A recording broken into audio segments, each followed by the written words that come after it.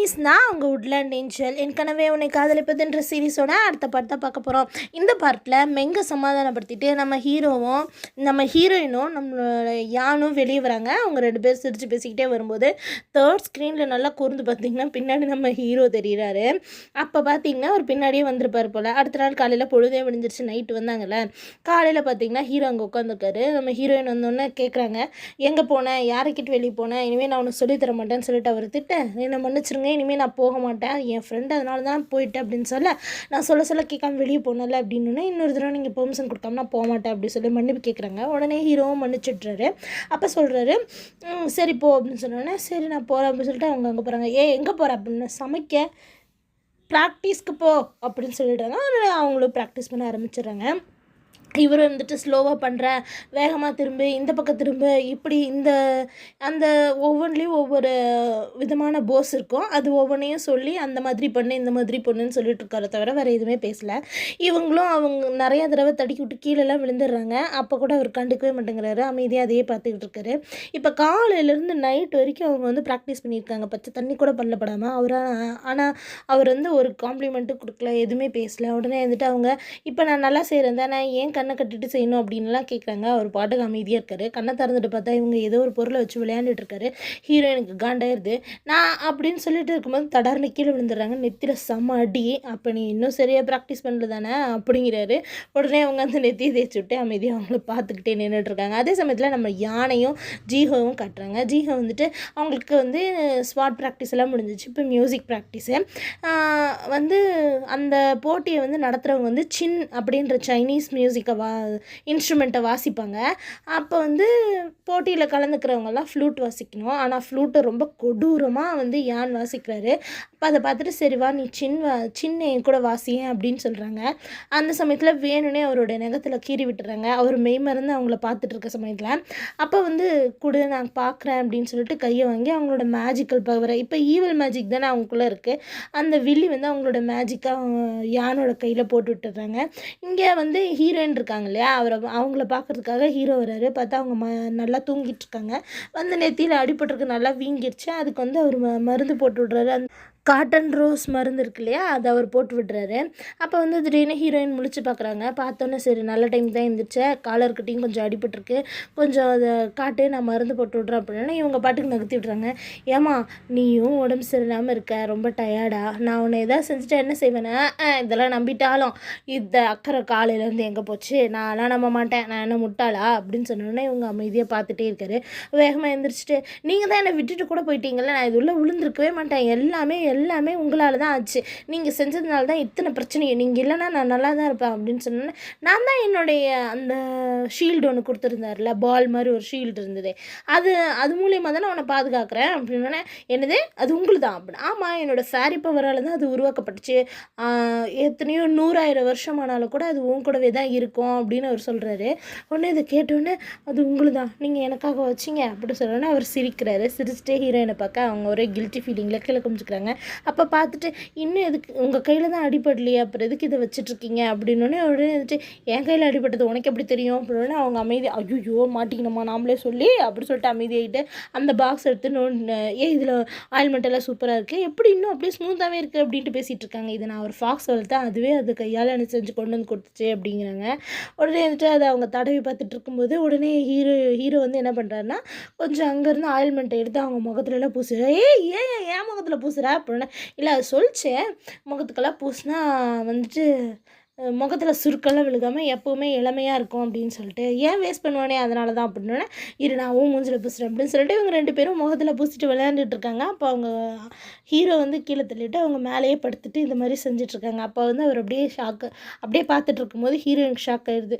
இவர் ஒரு எம்பரர் துங்காவை நான் வந்து இந்த மாதிரி பண்ணுறது சரியில்லை, இந்த மாதிரிலாம் பண்ணக்கூடாது, தப்பு அப்படின்னு சொல்லிட்டு அவங்களே நகர்ந்துக்கிறாங்களா. உடனே அவர் கேட்குறாரு, இவ்வளோ நேரம் 2 பேரும் மாற்றி க்ரீமை தானே பூசிகிட்டு இருந்தோம், இப்போ ஏன் நீ அமைதியாகிட்ட அப்படின்னோட, எனக்கு தூக்கம் வருது அப்படி சொல்லிட்டு அமைதியாக படுத்துக்கிறாங்க. உடனே வந்துட்டு அவரும் வந்துட்டு சரி கையை கழுவிட்டு போய்டு அப்படின்னோடனே, வேணாம் நான் காலையிலேயே கழுவிக்கிறேன் அப்படின்றாங்க. அதை பார்த்துட்டு அவரும் வந்துட்டு போகும்போது அவரோட மேஜிக்கல் பவர் மூலயமாவே க்ளீன் பண்ணிட்டு போயிடுறாரு. அப்படி போகும்போது ஹீரோயின் வந்து திரும்பி பார்க்குறாங்க, ஏன் வித்தியாசமாக நடந்துக்கிறாரு ஹீரோ அப்படின்னு சொல்லிட்டு யோசிக்கிறாங்க. அப்படி யோசிச்சுட்டு அவங்க கையை பார்க்குறாங்க. பார்த்தா அவர் க்ளீன் பண்ணிட்டு போயிட்டாரு. காலையில் பொழுது விடிஞ்சிருச்சு. ஹீரோ வந்து சின் வாசிக்க, ஹீரோயின் வந்து ஃப்ளூட் வாசிக்கிறாங்க. நல்லா ஒரே டூனில் வாசிட்டு இருந்தார். திடீர்னு டோனை மாற்றிட்டுறாரு. ஆனால் ஏன் மாற்றின அப்படின்னு சொல்லும்போது, இந்த மாதிரி தான் வந்து ப்ராக்டிஸ் கொடுப்பாங்க. நீ வந்து எந்த பக்கம் எந்த மாதிரி அவங்க வாசிக்கிறாங்களோ அவங்களுக்கு ஏற்ற மாதிரி இசையோடு இணைஞ்சு நீ வாசிக்கணும். அதை நீ முன்னாடியே ஜட்ஜ் பண்ணிக்கணும். அதுக்கு நீ வந்து ரொம்ப அந்த இசையோடு ஒன்றி போகணும். அப்போ தான் உனக்கு தெரியும் அப்படின்னால லெசன் நடத்துகிறாரு. அதே அடுத்த அன்னைக்கு நைட் வந்து தேர்ட் பிரின்ஸும் நம்மளுடைய ஹீரோவும் அந்த டைம் ஃபோல்டிங் ஸ்பெல் மூலயமா செஸ் விளையாண்டுட்ருக்காங்க. அந்த சமயத்தில் அவர் கேட்குறாரு, ஆமாம் எதுக்காக வந்து உங்ககிட்ட அந்த ஃப்ரூட்டுக்காக இவ்வளோ ஈகராக வந்து ப்ராக்டிஸ் பண்ணிகிட்ருக்கா அப்படின்னா ஹீரோக்கு சந்தேகம் வந்துடுது. எனக்கு தெரியல அப்படின்னு சொல்லவும் மாட்டேங்கிறாரு. அவர் யாருக்காக கேட்பாருன்னு சொல்லிட்டு இவருக்கும் யோசனை வந்துடுது. அடுத்த நாள் காலையில் இது தேர்ட் பிரின்ஸ் ஏற்கனவே வந்து குழப்பி விட்டுருப்பார், அவன் ஏர்னுக்காக தானே கேட்குறா அப்படின்னு சொல்லிட்டு.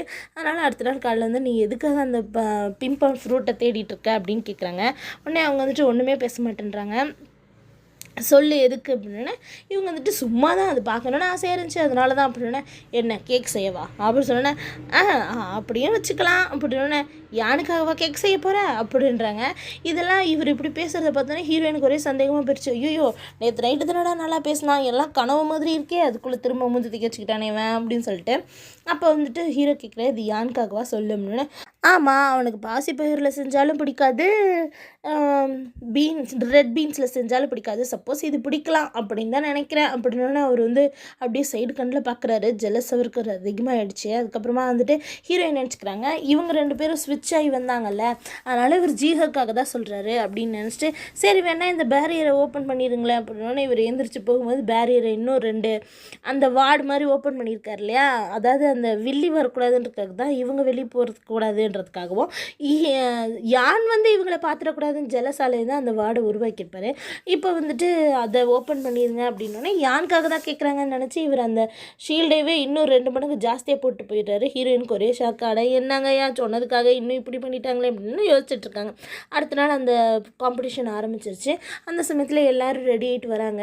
அப்போ வந்துட்டு நம்மளுடைய ஜீகா வந்து வாசிக்க ஆரம்பிக்கிறாங்க. ஃபஸ்ட்டு வந்து பிரின்சஸும் அதுக்கப்புறம் பிரின்ஸும் வாசிக்கிறாங்க. அதை எல்லோரும் பார்த்துக்கிட்டு இருக்காங்க. எல்லோரும் நல்லா வாசிக்கிறாங்க. மூணாவதாக பார்த்திங்கன்னா நம்மளோட ஹீரோயின் தான். ஹீரோயின் வந்து வாசிக்கும் போது இவங்க நல்லா ட்விஸ்ட் அண்ட் டர்ன்ஸ் எல்லாம் வச்சு ரொம்ப ஹார்டாக வாசிக்கிறாங்க. அதை பார்த்துட்டு அந்த குயின் கேட்குறாங்க, இப்படி ரொம்ப கஷ்டமாக வாசிக்கிறாங்களே, உங்கள் ஸ்டூடெண்ட் வந்து கொஞ்சம் கஷ்டம்தான் அப்படின்னு சொல்கிறாங்க. ஆனால் அவர் அமைதியாகவே இருக்கார். அப்போ பார்த்திங்கன்னா நம்மளோட ஹீரோயினும் நல்லா வாசிச்சிட்றாங்க. 2 பேரும் போட்டி போட்டுக்கிறாங்க. எந்த விதமான ஏற்றத்தாழ்வுகள்லையுமே அவங்களோட டோனே கொஞ்சம் கூட மாறல அப்படின்னு சொல்லிட்டு அவங்கள பாராட்டுறாங்க. இவங்களும் நல்ல விதமாக வாசித்து முடிச்சிடுறாங்க. அப்புறம் வந்துட்டு இதை பார்த்துட்டு குயினும் பாராட்டுறாங்க. நம்ம ஹீரோவும் ஆனந்தமாக சிரிக்கிறாரு. நம்ம யானும் வந்து ரொம்ப சந்தோஷப்படுறாரு. அங்கே இருக்கவங்கலாம் இவங்களுக்கு மட்டும் கஷ்டமாக வச்சிட்டாங்க, ஆனால் இவங்க நல்லா வாசிச்சிட்டாங்க அப்படின்னு சொல்லிக்கிட்டே இருக்காங்க. அப்போ யான் வர்றாரு அடுத்த காம்படேட்டராக. அவர் வந்து வரும்போதே தன்னுடைய ஃப்ளூட்டை கீழே போட்டுறாங்க. எல்லோரும் சிரிக்கிறாங்க, இவெல்லாம் முதல்ல வேலாயிருவான்ப்பா அப்படின்ட்டு. ஆனால் அவங்க பார்த்திங்கன்னா ஜீஹா வந்துட்டு ரொம்ப அவங்களுக்கு ரொம்ப சிம்பிளாக இருக்க மாதிரியே வாசிச்சிட்றாங்க. அவங்களும் ஜெயிச்சிட்றாங்க. அப்போ செகண்ட் வந்து மத்தியானமே நடத்த போகிறாங்க. அதுக்கு வந்து ஹீரோயின் இவ்வளோ நாள் பயிற்சி பட்டாங்களே அதே மாதிரி தான். இப்போ ஹீரோ வந்தோடனே போட்டி ஆரம்பிச்சிடுறாங்க. தேர்ட் பிரின்ஸும் கூடவே வந்திருக்காரு. இதை பார்த்துட்டு அவங்களும் வந்துட்டு அந்த காம்படிஷனை ஆரம்பித்தோடனே ஃபஸ்ட்டு குரூப் நிறைய பேர் வந்து ஃபைட் பண்ணிகிட்டு இருக்கும்போது ஹீரோவும் தேர்ட் பிரின்ஸும் செஸ் விளையாட ஆரம்பிச்சிடுறாங்க. எதுக்கு அந்த பழத்தை அவள் கேட்டால் நீ கண்டுபிடிச்சிட்டியா அப்படின்னு சொல்கிறாங்க. ஆனால் இவங்க எதுவுமே சொல்லலை. ஃபைனலிஸ்ட்டாக பார்த்திங்கன்னா அந்த ஹீரோயின், அப்புறம் அந்த பிரின்ஸஸ்ஸு, அதுக்கப்புறம் நம்ம யானை 4 பேர் தான். அவங்க 4 பேரும் ஃபைட் பண்ணும்போது பார்த்திங்கன்னா இவர் அந்த எதுக்காக இவ கேட்டிருப்பான்ற யோசனையிலேயே நம்மளோட தேர்ட் பிரின்ஸ்கிட்ட ஹீரோ வந்து தோற்று போயிடுறாரு. இவங்க 4 பேரோட பார்ட் வருது. இவங்க 4 பேரும் ஃபைட் பண்ணும்போது நம்ம ஹீரோயினும் அந்த பிரின்ஸையும் தான் கட்டுறாங்க. அப்படி இவங்க ஃபைட் பண்ணிட்டு மேலேருந்து வந்து அவளை டிஃபைட் பண்ண வரும்போது பார்த்திங்கன்னா நம்மளுடைய பிரின்ஸுக்கு வந்துட்டு நம்மளுடைய ஹீரோயின் அங்கே காப்பாற்றிருப்பாங்க இல்லையா சின்சூவில், அது ஞாபகம் வந்து அவர் ஸ்டன் ஆகி நின்றுட்டுருக்க சமயத்தில் ஹீரோயின் அவங்களோட அட்வான்டேஜை எடுத்து அவங்கள தோக்கடிச்சிட்றாங்க. அதே சமயத்தில் இங்கே யான் பார்த்திங்கன்னா அவருடைய பலத்தை கொண்டு நம்மளுடைய பிரின்சஸையும் டிஃபைட் பண்ணிடுறாங்க. அப்போ திரும்ப இவங்க 2 பேருக்கு ஃபைனல் பார்ட் வந்துடுது. ஃபைனல் பார்ட் அப்போ பார்த்திங்கன்னா இவங்கெல்லாம் நல்லா காம்படிஷனில் ஈடுபட்டிருக்கும்போது பார்த்திங்கன்னா நம்மளுடைய ஜீகோ வந்து பார்க்குறாங்க, இது சரிப்பட்டு வரலையேன்னு எந்திரிச்சு போகிறத ஹீரோவும் கவனிக்கிறாரு. அவங்க அங்கேருந்து தன்னுடைய ஈவில் பவர் மூலயமா யானை வந்து கட்டுப்படுத்துகிறாங்க. அவர் ரொம்ப அக்ரெசிவாக நடந்துக்கிறத பார்த்தோன்னே எல்லாருக்கும் வியர்டாக இருக்குது. எல்லாருமே வந்து ஏன் என்ன பண்ணுற அப்படின்னு சொல்லி கேட்டுகிட்டே இருக்காங்க. ஆனால் அவர் அக்ரெசிவாக நடந்துக்கிறாரு. இந்த சமயத்தில் ஐயோ இவன் என்னடா இப்படி பண்ணுறான், ஐயோ போச்சு ஹீரோயின் தோற்றுருவாளாட்டிருக்கு அப்படின்னு சொல்லி தேர்ட் ஃப்ரெண்ட்ஸ் சொல்ல ஹீரோவும் வந்துட்டு என்னன்னு பார்க்குறாரு. அதுக்குள்ளே பார்த்தீங்கன்னா இங்கே ஜீகா வந்து ரொம்ப சந்தோஷமாக அதை பார்த்துக்கிட்டு இருக்காங்க. நம்மளுடைய ஹீரோயின் வந்து கீழே ஒரு கிரிட்டிக்கலான பொசிஷனில் நின்றுட்டு இருக்கும்போது யான் அடிக்க வர்றாரு. அதுக்குள்ளே ஹீரோவால் அதை தாங்கவே முடியல. நேராக ஜீஹோவை தடுத்துட்டு அவரும் போய் ஜீஹோவை அங்கேருந்து எழுப்பி என்னாச்சுன்னு பார்த்துட்ருக்க. அதே சமயத்தில் நம்மளுடைய ஹீரோயினும் அங்கேருந்து எதிர்த்து வந்து யானை வந்து ஜெயிச்சிட்றாங்க. அந்த சமயத்தில் வில்லிக்கு வந்து எங்கே இருந்தாலும் நீ எனக்கு எடுக்கிறதுக்குனே வர அப்படின்னு சொல்லி திட்டிக்கிட்டே இருக்காங்க. அப்போ ஹீரோவும் வந்துட்டு நம்மளோட ஜீஹோவை தூக்கிக்கிட்டு அங்கேருந்து கிளம்பி போகிறாங்க. ஹீரோயின் தான் ஜெயிச்சாங்கன்னு சொல்கிறதோட இந்த பாட்டு முடியுது. அடுத்தடுத்த பாட்டை பார்க்கறதுக்கு என் சேனல் சப்ஸ்கிரைப் பண்ணி